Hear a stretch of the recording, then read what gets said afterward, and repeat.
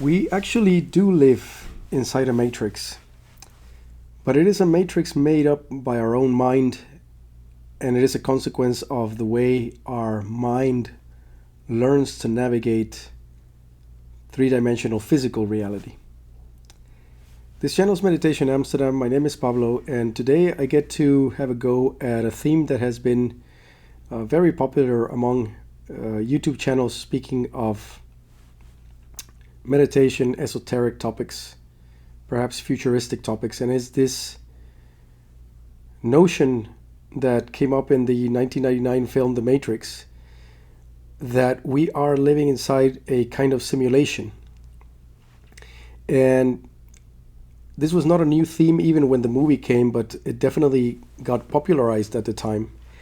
And one of the things that people have been now toying around with is whether that idea is correct or not.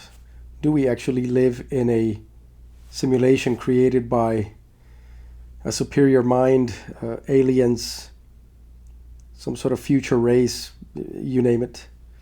My take on it will be a little bit more mundane than that, but perhaps interesting in the sense that it is a description of what actually happens, and how what actually happens does create a matrix for you, out of which it would be in your best interest to break out. So in order to understand how we end up living in a matrix made up by our own mind, we have to go back to how the mind learns, how it uses its potential ability to learn and construct in order to create a map of reality that it can then use to navigate its surroundings and interact with other people.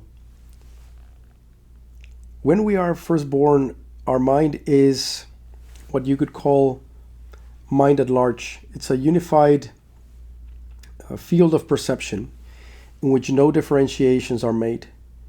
You could say that it is a unity, and we don't have a concept of self, we don't have a concept of other or the environment. All there is one big soup of sensation and perception going on. Nothing has names, and even though some sensations are pleasurable and others are painful, you might even wonder whether we can speak of personal preference being involved in how things pan out. And the very first thing that starts to happen is the mind starts to develop itself by breaking reality into bits and pieces and establishing what are called object relations, which is, if we describe it in a non-technical way, kind of creating snapshots of objects out there and storing them to memory as a kind of Polaroid or a little bit of memory that stands for the object at hand. The first object relation that is created is that of mother, actually. And in creating the object relation mother, we by default create the object relation called self.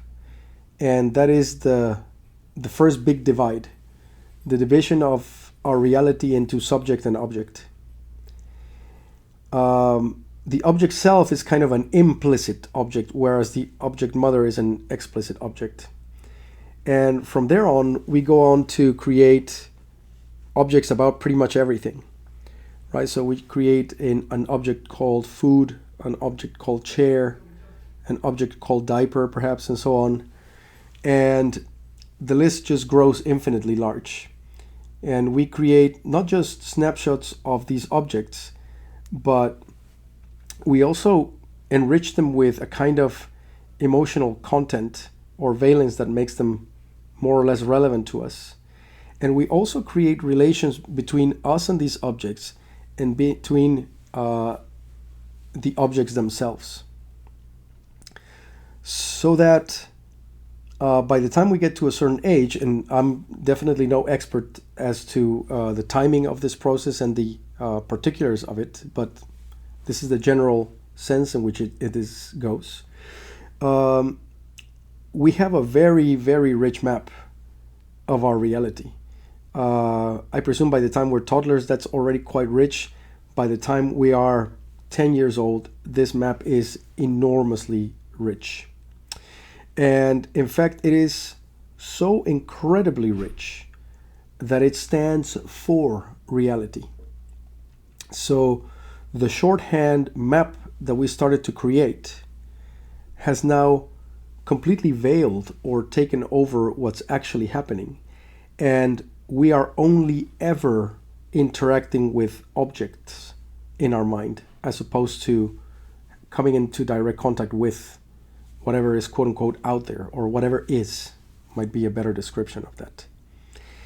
And this is important because, rich as our map of object relations is, it's still a map. It's never really the territory. And that entire map of object relations is what I would call the matrix. So the matrix is an infinitely rich map that our mind creates for us so that we can navigate reality, but it's still a map. And that map might be more or less accurate. People who revisit their object relations so that they are ever approaching a correct matching with reality are more effective in the world. And if your map of object relations is seldom revisited, it keeps bumping into reality because that snapshot that you may have made 20 years ago about a certain topic was definitely poorly informed and limited. And unless revised, it will continue to be so, and it will meet increased resistance over time. Now, when it comes to breaking out of this, there's several elements that we should mention. One super important element that I wanted to bring to this video was the following. You are not already liberated. Even if you understand non-duality, even if you are fundamentally just awareness, which you are, that doesn't mean that you are already liberated, because so long as the map of object relations in your mind has no transparency to it, so long as you can't see through it and have worked through it to make it very thin, very transparent, and at the service of awareness, you are trapped in the matrix of your mind. It doesn't matter that you are a spiritual being having a human experience. You can say all these things, but so what? What the hell? It's like you're still behind a thick-ass veil of mental object relations and just activities going on that you can't see through. So you're trapped. You're absolutely bloody trapped. It doesn't help to say that you get it, so long as this map is there completely ingrained in the way that you see reality and getting veiling direct perception all the time. Yeah, so this is super, super important to understand. The work of spirituality is in the thinning away, the slicing away at, and the removal of you could say the thickness or the grossness or the I'm searching for a word that captures the kind of density, might be the best word to use, of these object relations in your mind. If you can't see through those, you are not free, even if you know that you are a spiritual being having a human experience, or even if you already are pure awareness. That doesn't matter. It's beside the point. You have to work on your dissolving your object relations, or at least making them thin enough that you can move in and out of them, as opposed to being completely trapped in their matrix. So The other thing that is important to mention is that these object relations will always be faulty by nature, because the way the mind works is not for absolute correctness. It wants to apprehend things in a shorthand type of manner so that it can operate. It's a functional learning machine, in other words. It's not a machine for truth, it's a machine for functional abilities. So it'll cut corners. The mind cuts many corners. So the three typical issues that we have in the way the mind learns is, one of them is called generalizations, meaning it takes one snapshot of a certain thing and it generalizes that for that category.